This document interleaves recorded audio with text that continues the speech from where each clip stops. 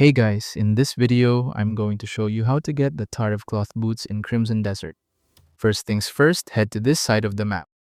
This spot is at the north of the Deminis region in the Tariv village.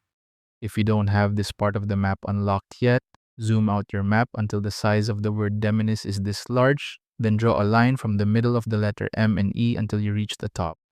The house we're looking for is this one with a bunch of clothes hanged in front. Inside will be the tailor shop where we can get the boots, which can only be acquired if we max out her trust.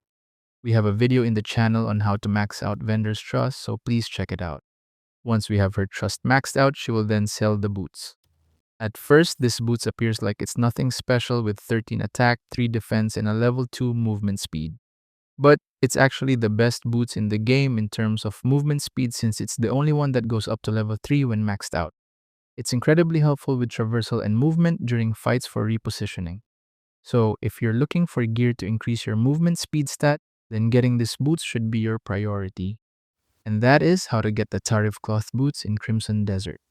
Thank you so much for watching.